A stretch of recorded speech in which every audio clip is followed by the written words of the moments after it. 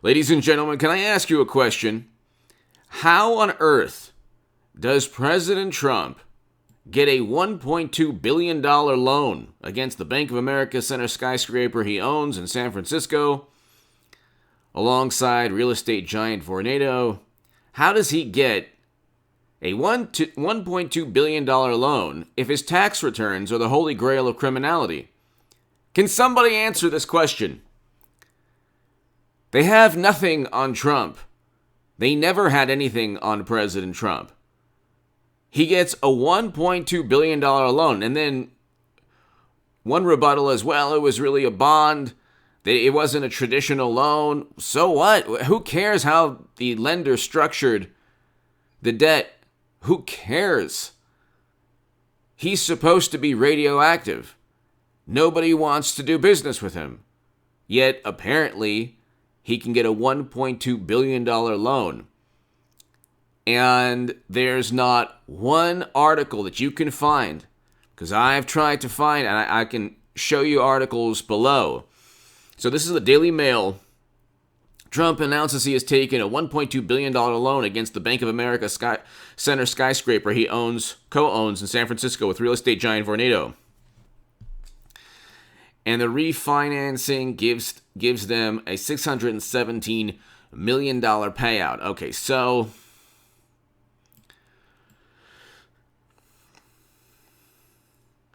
two bonds were used to refinance a previous loan on the property. It gives Trump and the Vornado Real Estate Trust a payout of $617 million. Okay, so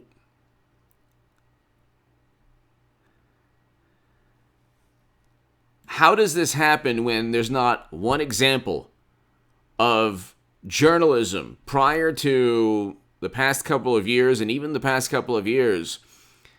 They haven't found anything to accuse Trump of that had to do with a failed business venture where people lost money, or a building, or a golf course, or some kind of business endeavor went south. And because of that, there was a potential crime committed by Trump. The Southern District of New York now is looking at his tax returns and looking at perhaps if he had issues, criminal issues with insurance companies and banks. Deutsche Bank gave him $2 billion in loans the past couple of decades.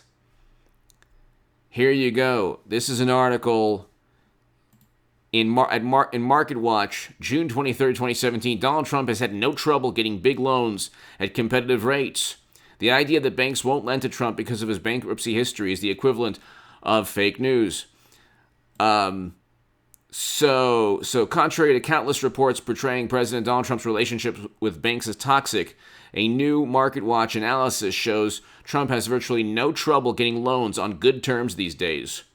Big banks like Barclays also welcome Trump's money in brokerage accounts, and one of the biggest, J.P. Morgan Chase, oversees his family trusts. He doesn't just work with Deutsche Bank, or I think it was his primary lender. Hit subscribe to this channel right now. By the way, I'm growing H.A. Goodman's other channel. Check out that segment, a new segment on H.A. Goodman's other channel. Let's get it to 20,000 subs, ladies and gentlemen. We're at almost 16,000 subscribers. The best thing you could do, in addition, if you want to support my voice long-term via Patreon, thank you. To my new Patrons, your help and your support is so important. Being a content creator nowadays is very difficult, but I'm navigating the waters, and your support, kind words, just amazing. I mean, I can't thank you enough. But share this segment, but really one of the best things you could do, if not the best, is subscribe to H.A. Goodman's other channel. We have 180,000 plus subscribers on this channel. Let's get to 20, 30,000, 40,000 subs on H.A. Goodman's other channel. That would be fantastic. Let's just read some more. Donald Trump has had no trouble getting big loans at competitive rates. So what do they, they want to indict Trump on what?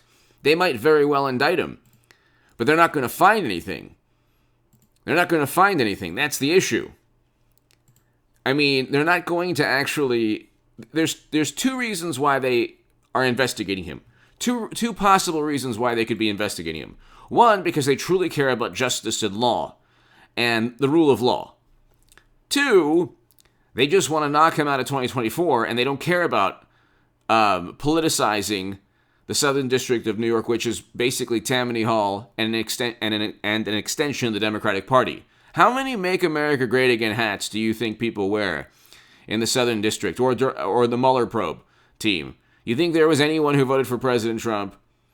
It's completely partisan. Okay, they say like, oh, this partisan recount in Arizona, it's partisan. The politics now, it's always been, two opposing political parties going at it. But now you have Democrats utilizing, like, when was the last time a former president was being investigated for crimes that were never talked about? There was never even a hint that he had issues with his taxes for 30 years in public life. I just showed you, I'll put this link below. Donald Trump has had no trouble getting big loans at competitive rates. This is June 23rd, 2017. Okay? Then here, this is September 29, 2020. Trump facing devastating debt load. Experts say not so fast. Financial experts say the notion of Trump going broke anytime soon is far-fetched. Even with a total debt load across his entire business empire estimated at more than $1 billion, they note he still has plenty of assets he could cash in, starting with a portfolio that includes office and condo towers, golf courses, and branding deals that have been valued at $2.5 billion.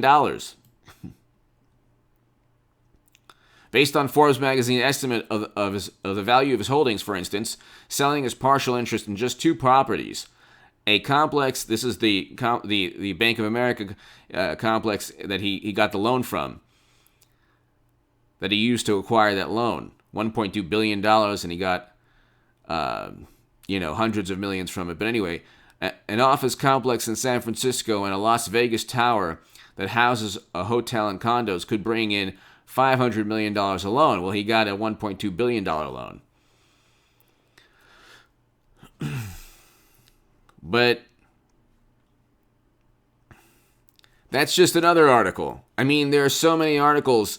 The journalism points to, like, the journalism backs up the fact that Trump almost certainly never committed major financial crimes. You cannot find an article saying the man is crooked. Aside from the bankruptcies, but that's legal. You can go bankrupt and you can build yourself back up. That's what we do in this country.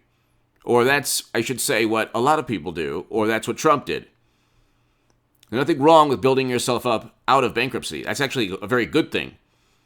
But you cannot find an article saying that he's completely compromised because he owes so much money, or that his business tactics have led to criminal accusations. You can't find an article up until recently because they have to spin this propaganda web to promote this fantasy that, well, okay, we don't have Trump Russia. That never happened. He never pressured Zelensky. That never happened. He didn't deliberately tell people to commit crimes several months back. It was a horrendous tragedy, but yeah, we've had 4 months of horrendous tragedies prior. $1 to $2 billion in property damage and 19 lives lost, according to Wikipedia. But of course, Democrats don't look at that. Media doesn't look at that. Now they're saying he's going to get indicted on compensation to the CFO and deceiving banks. Well, then why did he get the $1.2 billion loan? If he deceived banks, why? And we don't know the lender. But if he deceived banks, why is he getting that loan? It makes no sense at all. It completely undermines the criminal probe. It completely undermines the criminal probe in New York. He got a $1.2 billion loan when the Southern District in New York is saying that this man is a potential criminal. Does that make any sense at all? The smartest, you're not oftentimes going to deceive a bank. That doesn't usually happen. That doesn't ever really happen. They know a lot more about whether Trump committed crimes than anyone at the Southern District of New York. Give me your thoughts below. Hit subscribe right now.